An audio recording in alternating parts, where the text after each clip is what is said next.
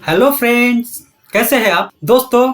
Class शुरू करने से पहले आपसे निवेदन है कि यदि आपने Asian institute of fire safety के यूट्यूब चैनल को अब तक सब्सक्राइब नहीं किया है तो अभी कर ले, ताकि फायर सेफ्टी से संबंधित जानकारी आप तक पहुंचती रहे।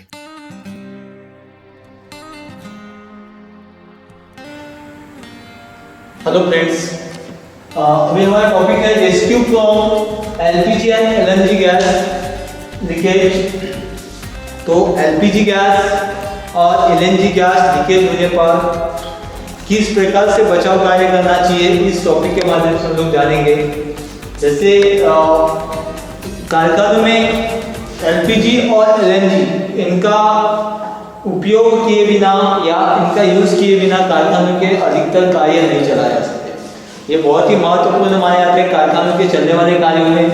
तो अगर समझो इनके टैंकर्स में या इनके जो स्टैटिक टैंकर्स है, मोबाइल टैंकर्स है, इनमें अगर लीकेज हो जाए, रिसाव हो जाए तो उस दौरान किस प्रकार से बचाव कार्य करना चाहिए, इस चैप्टर के माध्यम से। क्योंकि कोई भी लीकेज, जैसे एलपीजी हो, कोई भी गैस हो, केमिकल हो, उसका जो लीकेज होता है उसमें उस लीकेज को बंद करने का, उससे बचाव करने का जो काम होता है वो फायर सर्विस में फायरमैन का होता है। तो इस दौरान फायरमैन को क्या क्या कार्य करना चाहिए, कैसे करना चाहिए, कैसे शुरुआत करनी चाहिए, इसके बारे में हम लोग जानेंगे।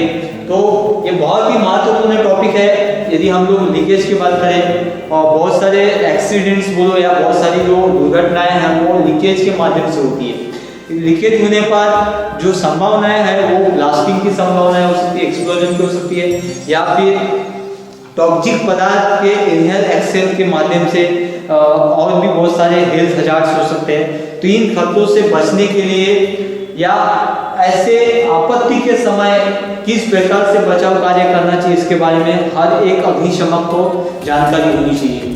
तो सबसे पहले क्या क्या करना चाहिए जब लीकेज हो जाए किसी एलपीजी प्लांट में, एलएनजी प्लांट में, हमको क्या किन किन बातों का ध्यान रखना चाहिए, क्या कौन से कार्य शुरुआती तौर पर करना चाहिए वो देखना है। तो सबसे पहले हम देखते हैं कॉर्डन ऑफ ऑल एरिया, मतलब जिस क्षेत्र में एलपीजी या एलएनजी का लीकेज हुआ है, रिसाव हुआ है, ऐसे क्षेत्र को क्या करना है, सबसे पहले बंद करके रखना है, ताकि वहां पे बाहरी कोई व्यक्ति न आ सके या उस रिसाव के संपर्क में कोई व्यक्ति का संबंध न बन सके या उस व्यक्ति का संचालन वहां से न हो सके। इसलिए क्या करना चाहिए, उस क्षेत्र को पूरी तरह से बंद करके रखना चाहिए, सील करके रखना चाहिए। उसके बाद दूसरा है किसी को ऊपर मत आने दो, मतलब अगर कहीं लीकेज हुआ है किसी गैस प्लांट में, जैसे एलपीजी एलएनजी, ऐसे क्षेत्रों में, ऐसे क्षेत्र जो ऊंचाई पे है,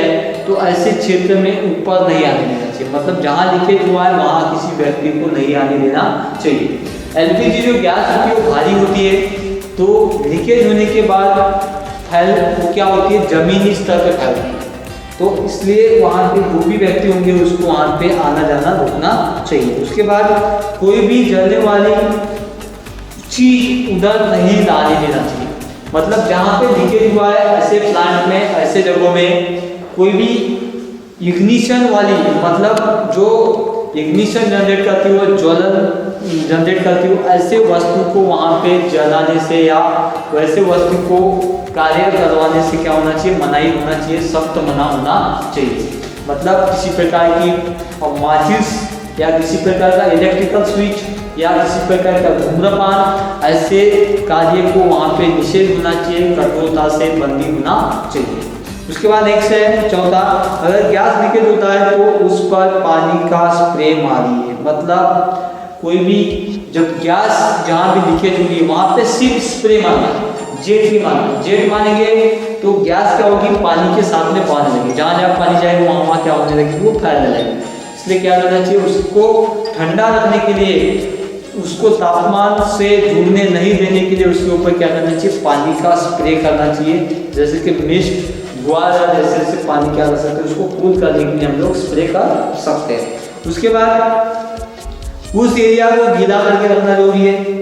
जो भी जिस एरिया में लीकेज हुआ है उस एरिया को पूरा गीला करके रखें। मतलब जहाँ जो भी सामान है, ज्वलनशील सामान है, वो संपर्क में ना आए, इसलिए क्या होना चाहिए, पूरे क्षेत्र को गीला करके रखना चाहिए। उसके बाद कंट्रोल वाल्व बंद करना चाहिए।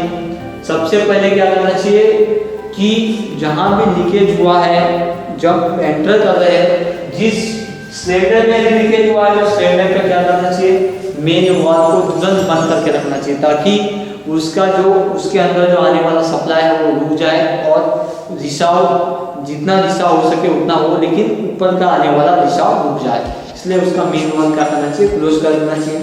उसके बाद कंट्रोल वाल्व बंद करने के लिए स्पार्क टूल्स का इस्तेमाल करना चाहिए। जो भी वहाँ पे औजार लग रही है, जो भी स्पैनर लग रहे हैं, जो भी सामान औजार लग रहे हैं, वो क्या होना चाहिए, स्पार्क प्रूफ होना चाहिए, मतलब उसमें स्पार्क जनरेट ना हो सके, ऐसे सामानों से क्या करना चाहिए, उस कंट्रोल वाल्व को बंद करना चाहिए। नेक्स्ट है परिस्थिति पर नजर रखें और संबंधित कार्य को अगली कार्रवाई के लिए। उसके बाद लीकेज जब हम बंद करने आ रहे हैं तो उसका कार्य चालू रखें, लीकेज बंद करने का, साथ में आगे की कार्रवाई जो है, जो आग से बचने की हो, विस्फोट से बचने की हो, वो कार्रवाई के ऊपर क्या रखने हैं, चालू रखने हैं। अब जहाँ भी लीकेज होता है, ऐसे क्षेत्रों को क्या करना चाहिए, पूरा बंद करना चाहिए। बंद करने के साथ वहाँ पे क्वेश्चन सावधानी बोर्ड लगाना चाहिए, ताकि वहाँ पे दूसरा व्यक्ति आना जाना ना हो सके और उसका आना जाना रुक सके।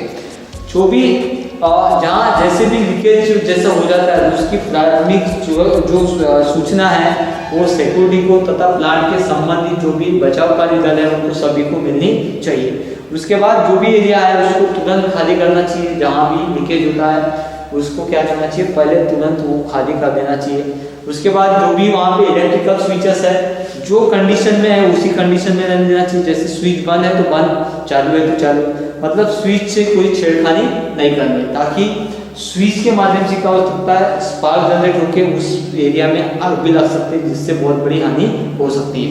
तो इस टॉपिक के माध्यम से हमने देखा कि उसमें कैसे बचाव कार्य करें, उसमें कैसे कार्य करें, कैसे लीकेज बंद करें और क्या क्या करें, ये हमने टॉपिक के माध्यम से देखे। अगला जो टॉपिक होगा नए से हम लोग शुरुआत करेंगे। Thank you.